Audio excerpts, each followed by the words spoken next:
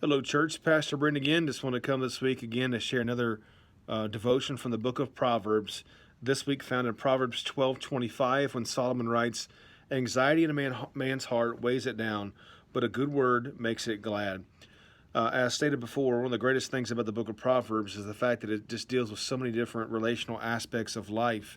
It deals with things politically, economically, socially. It deals with things as far as relationally, but it also deals with things in regards to emotions as well, emotionally. And in the book of Proverbs, you can find things that deals with depression, pride, anger, loneliness, a variety of different topics that relate emotionally. But one of the topics that it deals with also that I think is something that oftentimes can damper people in their walk with Christ, or can cripple their life in general, and really put a kind of a strangulation around it, is in the area of anxiety, which he's going to deal with here today. And it's interesting because the Bible deals throughout the entire Bible with a theme of anxiety. And the fact that the Bible deals with it is indicative that God, in His omniscience, who knows us best and knows human beings best, knew that we would be prone to anxiety, and so there would need to be, He would need to address it in His Word, and He would inspire people to write it.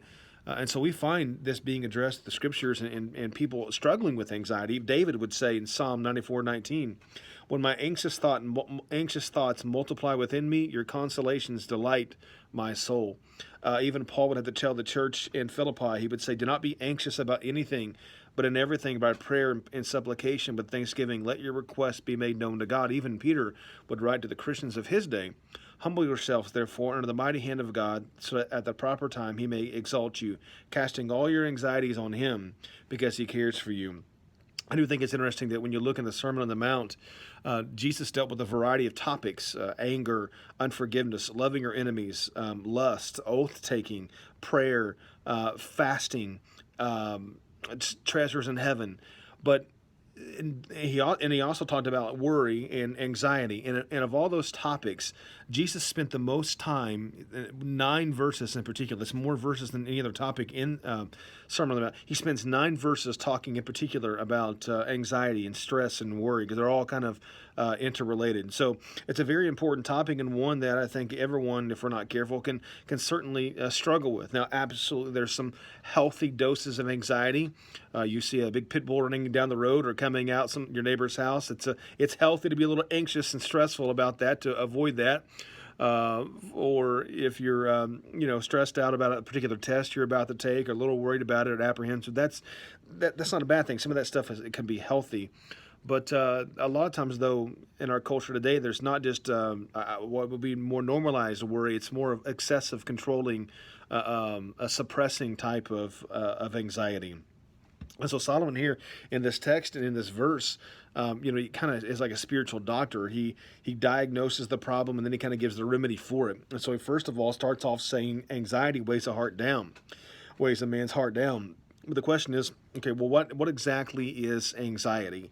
Well, the word for anxiety, I think, is important to grab a hold of to know what it is. And I think it's best to do that in looking at the Hebrew word and the Greek word. The Hebrew word, like as Solomon uses here for the word anxiety, is the word, it means fear, a sorrow, a heaviness.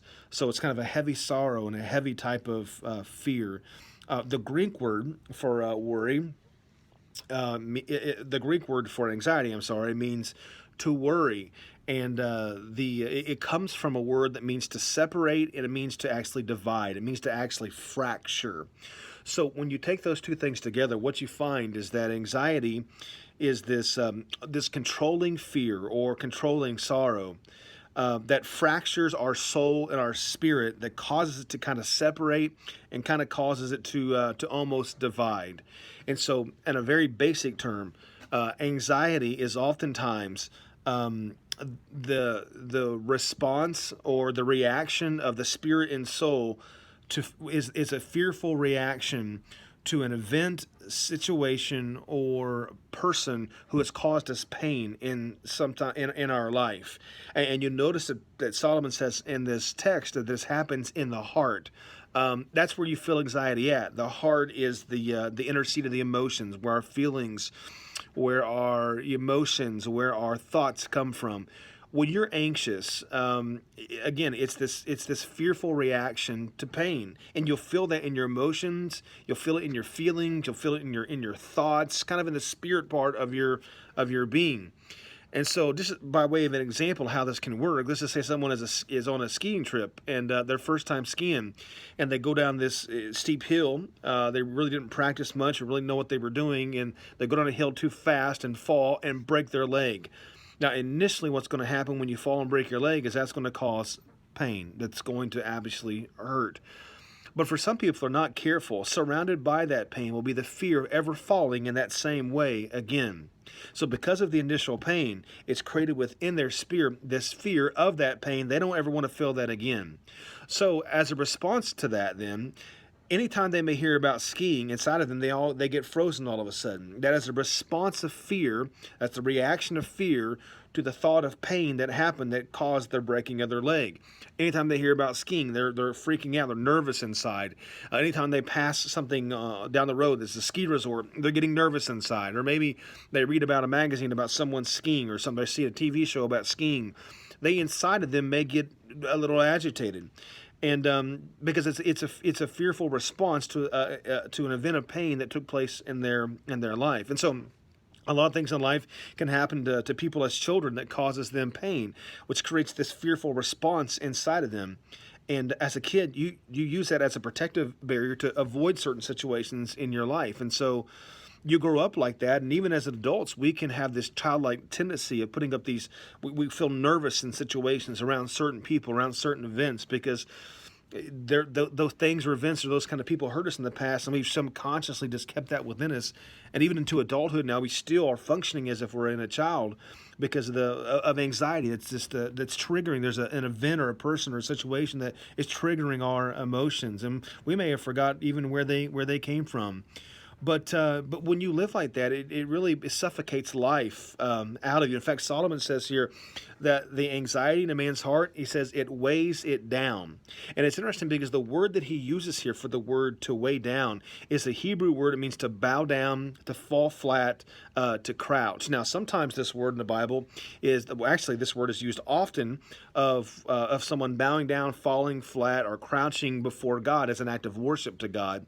So in 1 Samuel 1:19, it says, they arose early in the morning and worshiped the Lord. That's the same word that's used here for the word weigh down in regards to anxiety. Ezra 8:6 says, then Ezra blessed the Lord, the great God, and the people answered, amen and amen. While lifting up their hands, they bowed low and worshiped the Lord with their faces to the ground. So oftentimes this word that's used here for the word weigh down is a term that's used as an act of worship to something. But in particular here, Solomon's saying that anxiety is this weighs down, and that's not weighing down. Anxiety is not a way you weigh down to worship God. What it is saying, though, is that anxiety is oftentimes a form of worship. You may say, well, what kind of worship is it? Well, it's not the worship of God. It's oftentimes the worship of fear. Just like when a person bows down to God, they're bowing down to God to say, this is my response to you, to say, I want to surrender my life in obedience to your commands. Well, anxiety oftentimes is, again, it's that fearful reaction that we have to an event or situation or circumstance of life. But what happens is that when the fear strikes us, oftentimes people will worship that fear and saying, I submit to it. I won't fight it. I won't seek healing in that area. I won't try to deal with it. I'll just submit to it and let it control me and just give myself away and fall into deep states of depression, of fear and isolation and all these things. And every time that a person can do that with anxiety, it's a form of worshiping fear. And so anxiety is this fear of bowing down to the reality of fear of the memory or of the unresolved conflict of a unresolved issue of pain that is oftentimes hidden within our life. But it weighs you down. And if you've ever seen a car, me and Michelle were walking down, or we were driving, not walking, we weren't walking on the interstate. We were driving down the interstate the other day, and we got a kick out of watching this guy drive past us because in the back of his car, it was loaded down with these concrete blocks used for landscaping. And he had this kind of small truck, and it was just weighed down with all these bricks, concrete blocks in the back. And what that weighing down of those bricks did for his vehicle was one of two things. It created an imbalance, and it caused his tires to go flat. One and the same thing. The front of his vehicle was like sticking up pretty decently high off the ground, while the back of it was laying low to the ground because of the weight of the concrete blocks. And oftentimes that's what anxiety does. Since it weighs us down so much, it creates an imbalance in our life. And then that plays itself out sometimes by an imbalance in our thinking. Sometimes for those that really deal with anxiety, your mind is like an Olympic marathon or the Olympic Games every single day. It's always a race of thoughts. It's always like you're running around a track going in circles consistently, and then by the end of the day, you almost feel like you're completely exhausted in your thoughts, and your thinking is consistently unbalanced on a regular basis. You also feel imbalanced in your emotions as well, and sometimes you almost feel like every day you're like on an emotional, like inside you is an internal roller coaster. You're up, you're down, you're going sideways, you're going upside down, and nothing's ever really stable. You're good one moment, you're content, you're peaceful. The next moment, you're stricken with fear, stress, and extreme worry and doubts, and all these different things. And that's what anxiety can do. It creates this unbalance sometimes. Other times it can create just an unbalanced attitude in us, where it could be almost like playing hide and seek with yourself on the inside. You try to hide from your emotions one day only to find them again, or you play hide and seek with people. You isolate yourself for a while, you stay away from them, and then you come back around them again to go isolate again, and kind of like a modern day Jekyll and Hyde with ourselves, and is what anxiety is. One day you're happy, next day you're sad, one day you're joyful, and the next day you're evil and rude and mad with the whole world and everybody else. And anxiety, that's what it does. It makes this unbalance in our life. But also, when you, just like in that vehicle we saw, with all those things weighing that car down, not only was the vehicle unbalanced, but it's also making the tires go flat. The weight of the concrete in the back was making the tires go flat. And sometimes that's exactly what anxiety does for us. The weight of anxiety and fear in our life, caused through anxiety, creates not only this imbalance in our life, but it makes our life almost feel flat, like suppressed. And one of the root words for this word also for anxiety means to sink down. It means to feel depressed. And you know what that's like when you have anxiety. When I played basketball, I used to train with a weight vest on, and when I would do running, I would do backboard touches and jump rope with the weighted vest on. And even though I could do those things, it made it more difficult with the weighted vest on me, and it made me much more exhausted a lot earlier because of the weight that was on me. And sometimes anxiety is like that. You are still able to do certain things in life, but everything just seems to be difficult because it's like you have a weight that's constantly put on you and falling on you on a regular basis. And even if it's not you that has anxiety, you're going to know people in your life that deal with these things. And anxiety takes place in many different things. Some people have crippling thoughts, panic attacks, phobias. Some people have terrifying thoughts. That social isolation, restlessness. There's a lack of peace. There's excessive worrying, and all these different things. And the thing is that maybe it's you that struggle with this. I've certainly been here in my life, or maybe you know someone like that. And when a person's in that in life, it's almost as if they're drowning. They're drowning, and they need someone to rescue them. And so Solomon says here in this passage that the remedy to that kind of anxious heart is that a good word makes it glad. The word that he uses here for good is the word agreeable, pleasant, appropriate, beautiful, favorable. Words obviously means are the things that we speak. Solomon's saying those good words that we can speak by way of encouragement, by way of enhancement, by way of enlightenment to somebody. Those words, he says, can make the heart glad. The word there for glad means to make happy, to make joyful, to make cheerful. I see oftentimes when a patient goes to the doctor will give him medication that will make his pain go away, or make the disease perhaps necessarily go away. We have the opportunity in our life from people that God may bring around our path or meet each day to be spiritual doctors to their anxiety. You know, you're not going to give them you're not going to give them physical medication.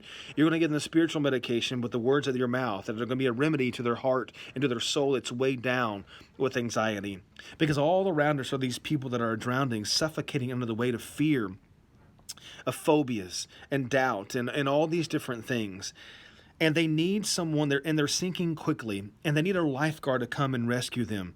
And maybe perhaps God has made you the lifeguard to come into their life, to throw them the life vest from your words they can grab onto and attach themselves to lift them up out of that anxious state that you find or they find in their life. And these people are all around us. And so some practical ways that this may just play itself out is that maybe you just sit down with your spouse who's had a bad day or had a hard day with the kids and she's anxious and stressful.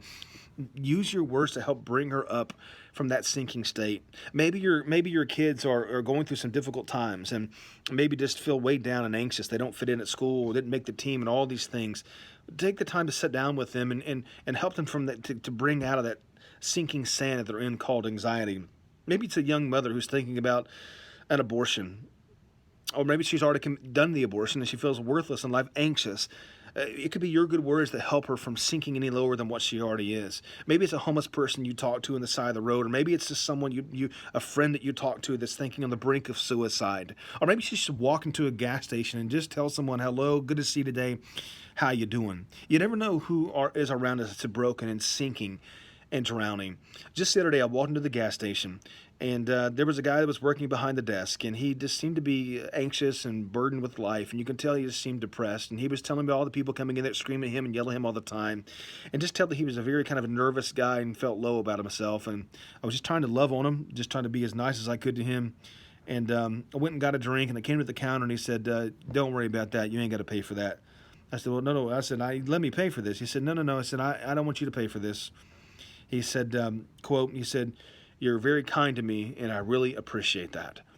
Now, I'm not trying to be necessarily sentimental and, "Oh, look at Brent." I'm just saying that sometimes your words can be the lifeguard rescuing agent, the spiritual medication that God uses to be the remedy to someone's soul who is weighed down and burdened with anxiety, whether that's you or whether it's somebody else.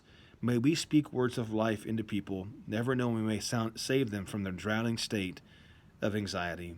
Blessings to you guys.